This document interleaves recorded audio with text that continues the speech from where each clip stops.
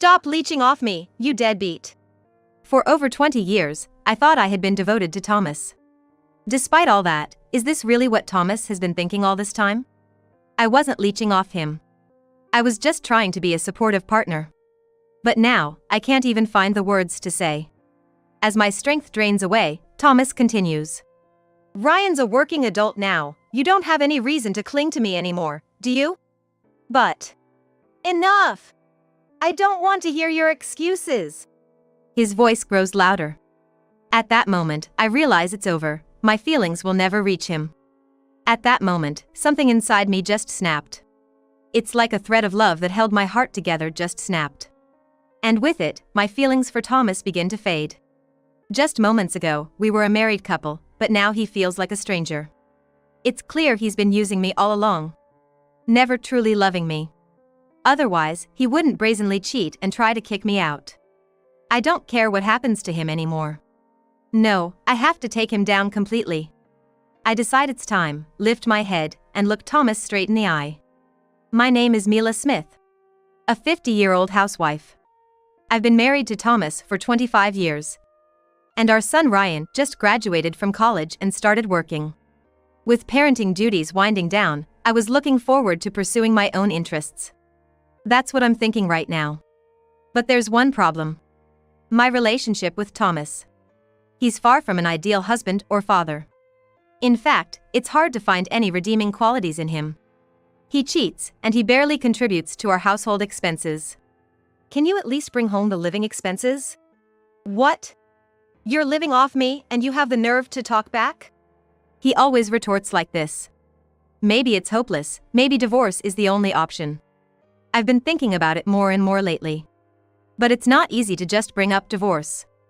I'm also bound by a promise to my father-in-law, who's currently hospitalized. He's done so much for me, and I feel obligated to tolerate things as long as I can. I want to honor his words.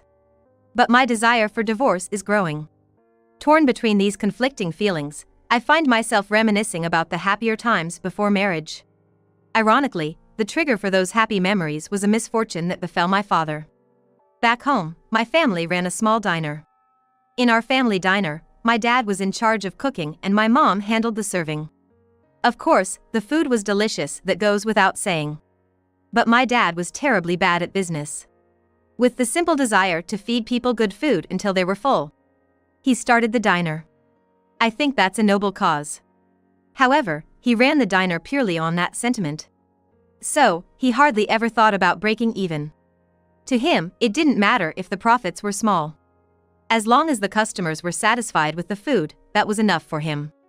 That was the kind of business it was. Naturally, it couldn't be expected to be profitable. So, our family's finances were always tight. Yet, seeing customers leave satisfied made even me, as a child, proud. That's why I never interfered with my dad's way of running the diner.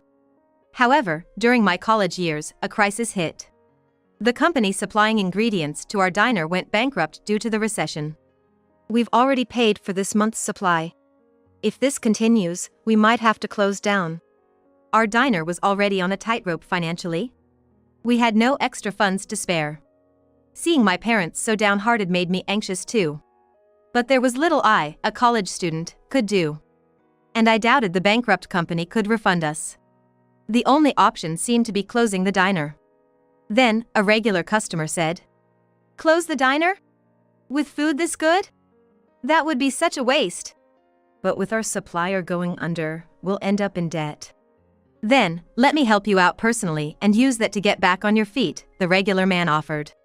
He really did lend a substantial amount to my dad. "We're so grateful. We'll definitely pay you back. Don't worry about the money. Just keep making delicious food," the man said, leaving quickly after. Later, my dad started dealing with a different, larger food wholesaler, which thankfully offered lower prices than before. With this stroke of luck, our family diner avoided bankruptcy. About a year later, my dad and I went to repay the regular man.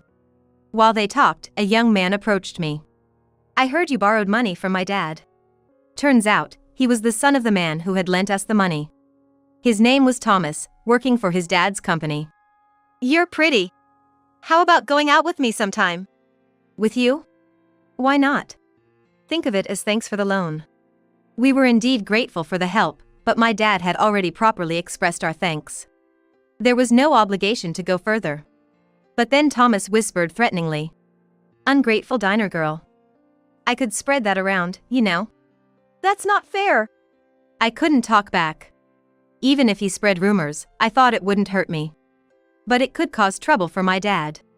And what would the diner's customers think? These thoughts prevented me from refusing Thomas's offer. I didn't like it, but I decided to endure it just this once. So, I went out with Thomas. Surprisingly, it turned out to be more enjoyable than I expected. Thomas was interesting to talk to, and he knew a lot of fun places to go. The places he chose had great taste. Despite my initial terrible impression, I started to think he might actually be a good guy. That was my mistake. I quickly got wrapped around Thomas's finger. Being with you, Mila, is fun. I feel the same. A good, serious girl like you, Mila, I'd consider marrying. Swept away by such simple words, I started dating Thomas with marriage in mind. Thomas continued to manipulate me in various ways. Eventually, a few years later, I ended up marrying him. Of course, I had no idea back then that it was all Thomas's trap. He seemed genuinely kind, and I felt loved by him. But it was all a lie. As soon as we got married, Thomas showed his true colors. Here's this month's paycheck. Make sure you manage it well, he said, handing me an envelope. It contained a handwritten pay stub. The salary itself was deposited directly into the bank, so just having the statement wasn't unusual. What struck me as odd was that the pay stub was handwritten. Nowadays, that's almost unheard of. But I got married 25 years ago, when computers were just becoming common, and handwritten statements weren't unusual back then. It's over $2,000, so this should be about right, I muttered to myself. I managed to get by with that modest amount of money. As our married life continued, I gradually started to feel something was off. It was Thomas's daily routine. He left the house at the same time every morning. But his return time was always unpredictable. It varied day by day. I'm busy with various jobs as my father's successor. Then, could you call before coming home? Stop nagging. Fine, I'll call, he'd reply loudly. His attitude made me feel even more uneasy. He might be out having fun somewhere. Maybe he even had an affair. I thought so, but I couldn't confront him because I hated being yelled at. In the end, despite my suspicions, I remained silent. Eventually, Ryan was born. I had hoped that having a child would bring some changes. But Thomas's attitude remained the same. Looking back, I think that was when I started to consider divorce, even if just vaguely. Then, when Ryan was in middle school, I received a call from my mom while out shopping for dinner. What? Dad's in the hospital? It was news of my father being hospitalized. I rushed to the hospital in a panic. Mom just exaggerated on the phone, my dad said with a hearty laugh. I was relieved. But in that moment, I realized something and my heart skipped a beat. Oh no. I forgot to call Thomas. It was too late. My cell phone was flooded with missed calls from Thomas. When I hurriedly called back, I heard his grumpy voice. Where are you? What are you doing? Come back and make my dinner. I'm sorry. My dad. Huh? Your dad? Your own father? Thomas asked in a stern tone. I answered in a small voice. Yes. He was suddenly hospitalized. What does your dad have to do with anything? You're my wife! Thomas yelled, and I flinched, closing my eyes. I'm terrified of his shouting. But I knew I couldn't just stay silent. I gathered my courage to talk back. Isn't it okay to be worried about my dad? That's the least I can do. Shut up. Don't talk back to me. No, let me speak. If it were your own father, you'd rush to him, wouldn't you? I asked. Thomas suddenly fell silent. I thought putting it in his shoes would make him understand. But his response was beyond my imagination. Huh? If my dad was in the hospital, I'd ignore it. After all, I wouldn't be troubled if he wasn't around. I was speechless. This had to be a lie. But I couldn't deny it. After much hesitation, I told Thomas. I'm different from you. Sorry, but you'll have to eat out tonight. That was all I could manage to say. I hung up the phone, still in a daze. Since that incident, I really started to lose faith in Thomas. It was then I finally realized that the happy times before our marriage were all an illusion. Ah, I get it now. Thomas didn't want a wife, he wanted a housekeeper. I said to myself, feeling a wave of sadness. But I couldn't just wallow in sorrow. That's right. If I'm gonna get a divorce, I need to start preparing. So, I began to prepare for a divorce. A few years passed, and then my father-in-law was hospitalized. And his condition was quite serious. He might not be able to leave the hospital. I relayed the doctor's words to Thomas. But he seemed unfazed.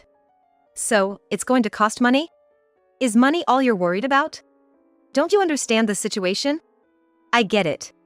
I'll talk to my brother. He contacted his brother, who was married but had no children, hoping he could share the burden of the hospital expenses. Can't you pay for it?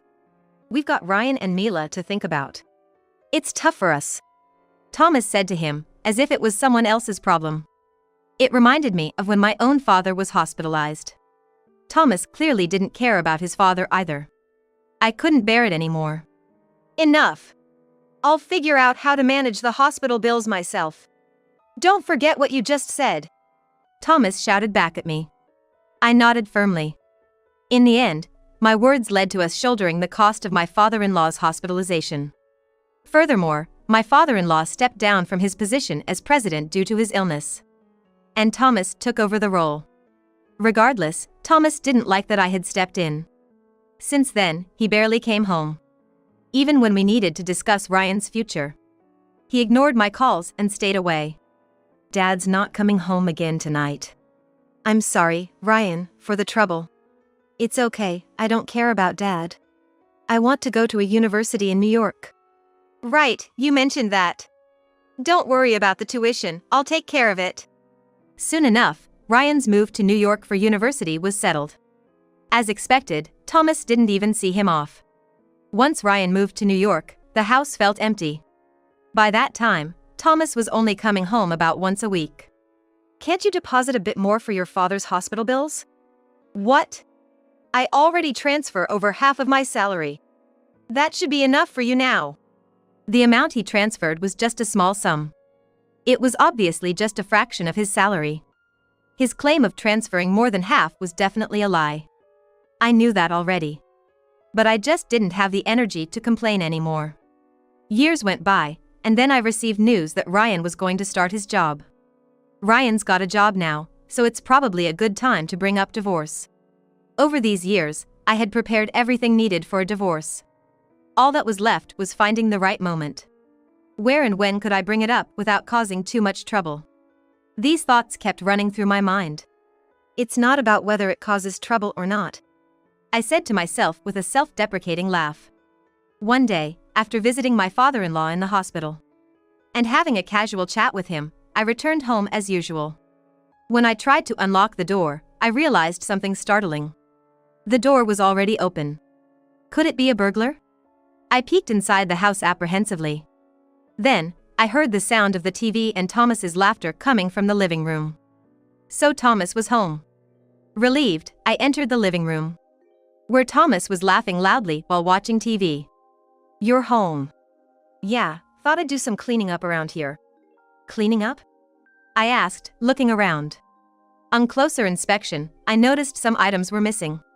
Something seems missing. Yeah, I threw some stuff out. Your stuff? Threw out? My things? I gasped and rushed to my room. The room was empty. My computer, TV, even my favorite mug, all gone. The bed, everything, was missing. What's the meaning of this? Didn't need them anymore, so I threw them out. Didn't need them? What am I supposed to do now? I raised my voice. Thomas frowned, looked away, and sighed. What can I say? I'm tired of supporting you. What? I'm your wife, I retorted. He got angry and raised his voice. Do I have to spell it out for you? Stop leeching off me, you deadbeat. For over 20 years, I thought I had been devoted to Thomas. And this is what he thought of me? I wasn't leeching off him. I was just trying to be a supportive partner. But I couldn't find the words to say that. As I felt all my strength drain away, Thomas continued speaking. Now that Ryan has a job and is an adult, you don't have any reason to leech off me, do you? But... Quiet! I don't want to hear your excuses. Thomas raised his voice.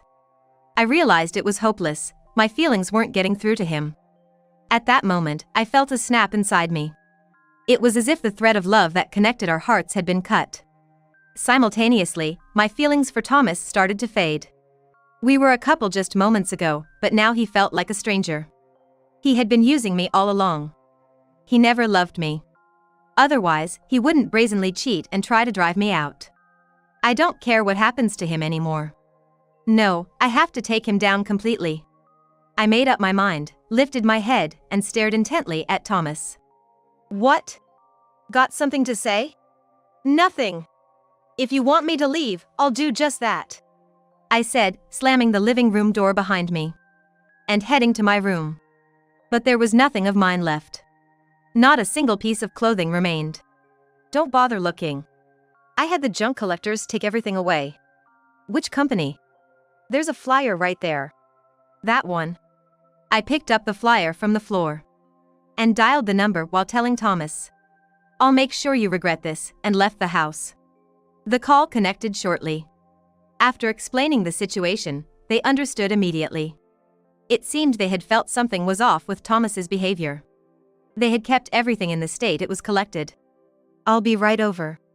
Thank you, I said politely and hung up. Later, I visited the collection company. After thanking them, I had them move my belongings to a storage unit I had just rented. Relieved that my belongings were safe, I felt a sense of ease for the moment. He shouldn't think he can do something like this and get away with it for free. I gritted my teeth and called Ryan. I briefly explained the situation and then said, So, I've decided to move out, considering divorce. That's the plan for Ryan and me. That's okay, right? Okay. Bye. Ryan hurriedly ended the call. He seemed scared of me. Was I that angry? I wondered, putting my phone back in my purse. I headed straight to a nearby business hotel. In fact, I had already decided on a place to move to. The reason was simple. I had been planning to discuss divorce with Thomas soon. I intended to divorce and move there. To start a new life. Well, it's just that my plans got moved up a little. Honestly, I wasn't in trouble. It was just a matter of being 2 weeks ahead of schedule. 2 weeks living in a hotel, what a waste. I had no other choice. As a housewife, I couldn't help but feel it was extravagant. Maybe I should bill him for this hotel stay? Anyway, brace yourself, Thomas, I muttered, starting to work on my post-divorce plans. About 10 days into my stay at the business hotel, while having lunch, Thomas called me. As soon as I answered, he started shouting. You've stolen my money. Huh? What are you talking about? Don't play dumb. It's about my dad's hospital bills. The hospital just called, demanding payment. Ah, that's what he meant. Sighing, I responded. You should pay it. It's no longer my concern after you kicked me out. But I've been transferring living expenses to you. You should pay it from there. Yes, but isn't that passbook now with you? I retorted calmly. But I knew there was no money in that account. Which made me smirk. I have the passbook, but there's no money in it. That's why I'm saying you stole it. I haven't stolen anything. Don't lie. Who else could use it? He didn't seem to realize that the transferred amount was too little. Exasperated, I explained. There was just too little money from the start. If there's no money for hospital bills, why don't you use your allowance? My allowance? Thomas started to panic. Clearly thinking I didn't know about it. Since our marriage began, Thomas had been giving me handwritten salary slips. To hide the fact he was taking a portion of his salary for himself. In other words, the money he skimmed was his own allowance. I once asked your father about your salary amount. So, that's... He looked puzzled, but he told me. So, I knew you were taking money. After I said that, Thomas fell silent. There was a long pause.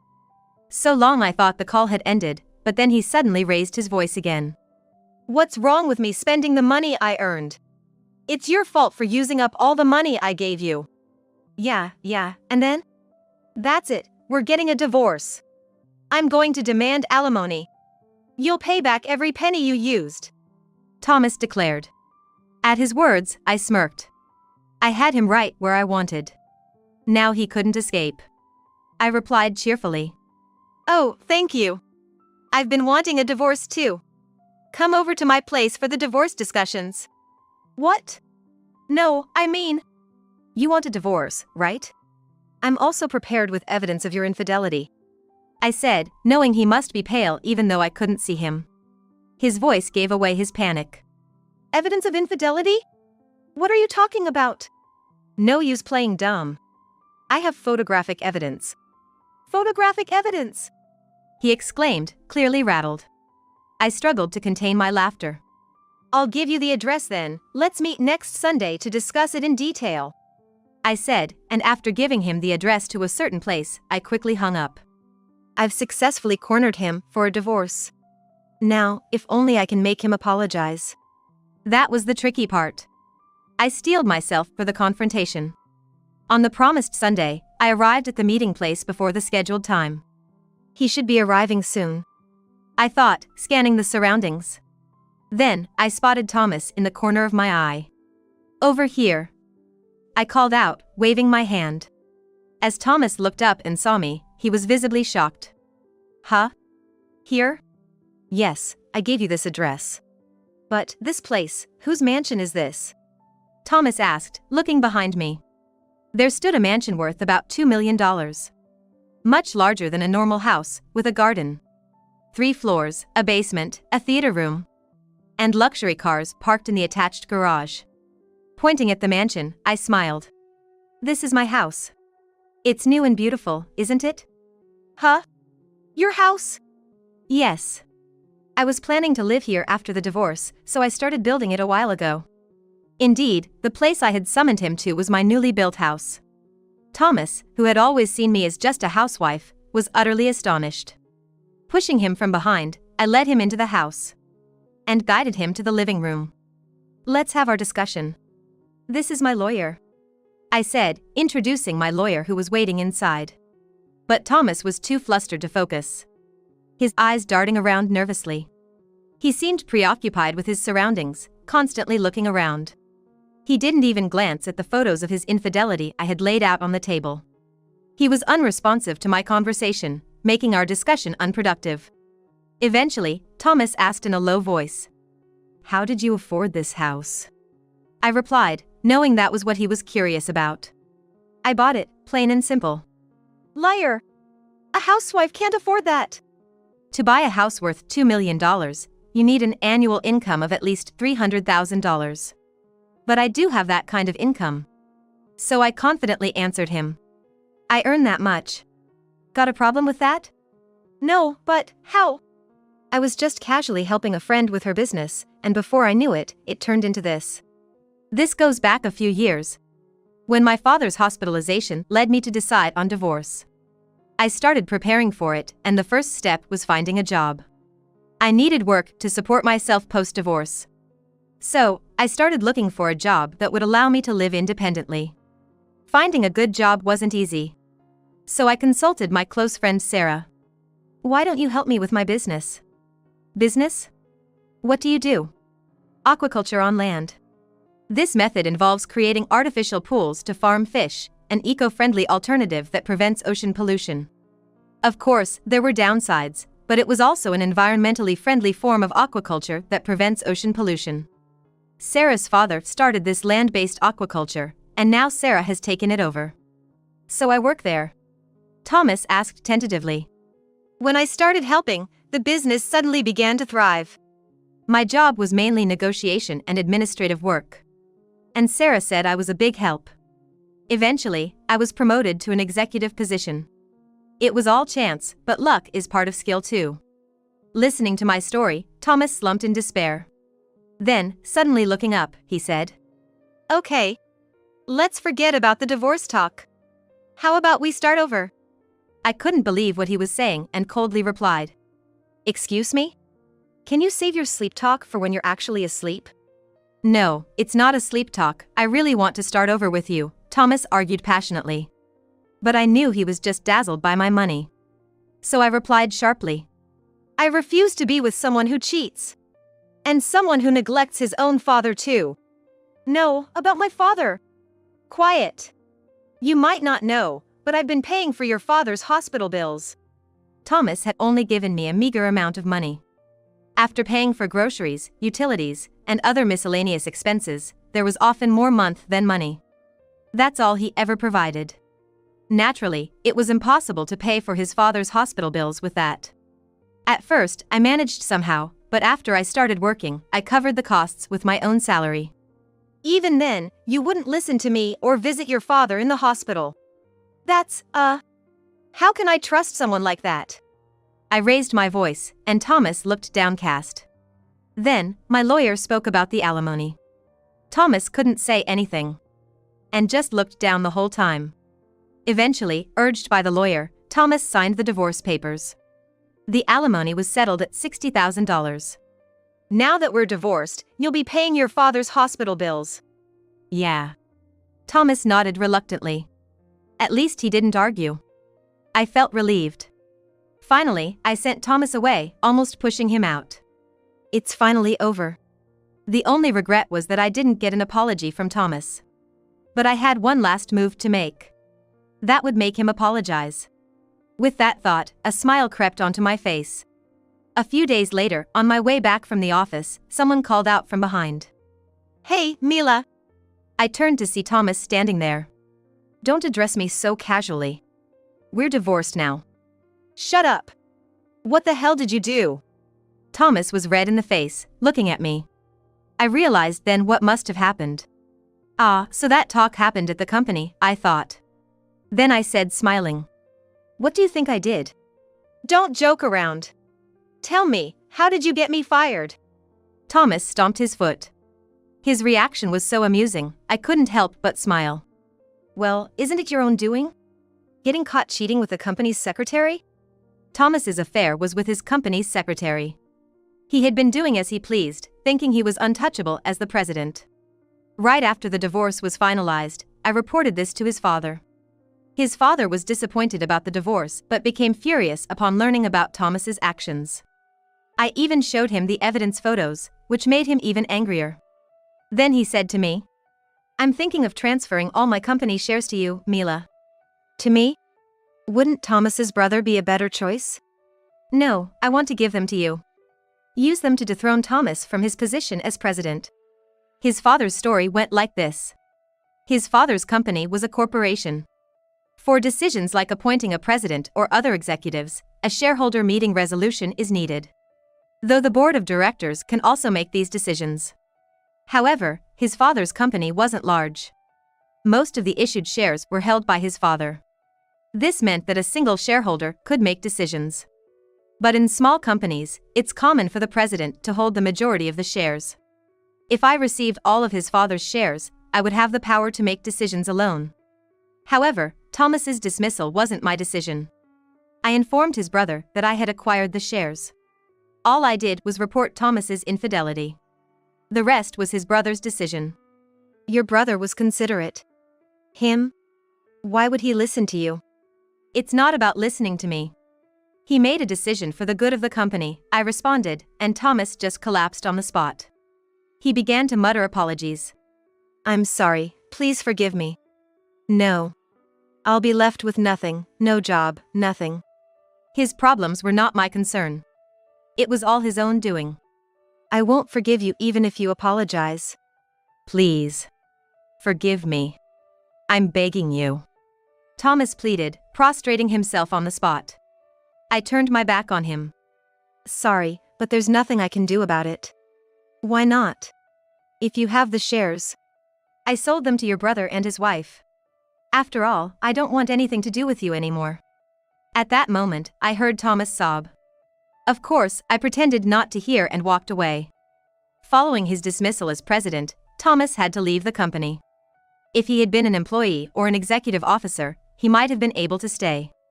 However, he joined the company through his father's connections and continued with his haughty attitude. Me, an employee? No way. He had said. So, as soon as he was dismissed, he was out. Now, he's supposedly working part-time at a convenience store, but re-employment at his age might be difficult. He seems destined for a regret-filled, moneyless old age. As for me, since the divorce, I've been able to focus more on my work. I don't think I'll remarry, but there are a few men among my colleagues. Maybe a good love will come again for me. When I was thinking about this, I received a call from Ryan. I'm bringing my girlfriend over next time. Oh, that's great. I'm looking forward to it. I failed in my marriage, but I don't want Ryan to make the same mistakes. However, I'm sure he'll be fine. He's much more put together than I ever was.